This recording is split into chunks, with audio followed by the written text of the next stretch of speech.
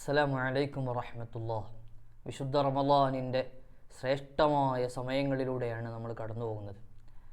റമളാനിൽ തൗബ ചെയ്യാൻ, അള്ളാഹുവിലേക്ക് മനസ്സുതിരിക്കാനുള്ള സമയം നിർബന്ധമായി നമ്മൾ കണ്ടെത്തേണ്ടതുണ്ട്. അങ്ങനെ ദോഷങ്ങളെ കഴുകാൻ കഴിയാത്തവരാണ് അള്ളാഹുവിൻ്റെ റഹ്മത്തിൽ നിന്ന് വിദൂരത്തായി പോകുമെന്ന് മുത്തുനബി സല്ലല്ലാഹു അലൈഹി വസല്ലം തങ്ങൾ പഠിപ്പിച്ചത്. അതുകൊണ്ട് തീർച്ചയായും തൗബ സംഭവിക്കണം. ഒരു തവണയല്ല, ആവർത്തിച്ചാവർത്തിച്ചു സംഭവിക്കണം. എന്താണ് തൗബ? മനസ്സിൻ്റെ ഉള്ളിലുണ്ടാവുന്ന വിങ്ങലാണ്, ഹൃദയം പൊട്ടിയുള്ള തേട്ടമാണത്. തൗബയുടെ അടിസ്ഥാനം അതാണ്. ദീർഘമായ വാചകങ്ങളോ സദസ്സുകളോ സമയങ്ങളോ ഒന്നും ആവശ്യമില്ല. ഹൃദയം പൊട്ടി വരുന്ന ഒരൊറ്റ സെക്കൻഡ് മതിയാകും അള്ളാഹു സ്വീകരിച്ച് കിട്ടാൻ.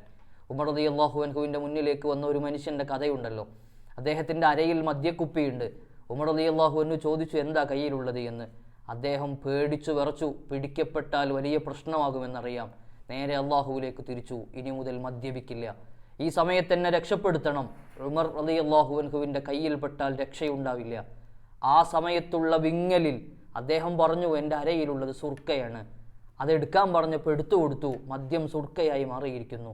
അങ്ങനെ എന്തിനേയും പരിവർത്തനം വരുത്താൻ പറ്റുന്ന, മാറ്റം വരുത്താൻ പറ്റുന്ന, ഹൃദയത്തെ വിമലീകരിക്കാനും ശുദ്ധീകരിക്കാനും പറ്റുന്ന ഏറ്റവും പ്രധാനപ്പെട്ട കാര്യം ഹൃദയത്തിൻ്റെ ഉള്ളിലുണ്ടാവേണ്ട വിങ്ങലാണ്, അള്ളാഹുവിലേക്കുള്ള തിരിയലാണ്. അള്ളാഹു നന്നായി തൗബ ചെയ്യാൻ നമുക്ക് തൗഫീഖ് നൽകട്ടെ. നമ്മുടെ തൗബകൾ അള്ളാഹു സ്വീകരിക്കട്ടെ. ആമീൻ. അസ്സലാമു അലൈക്കും.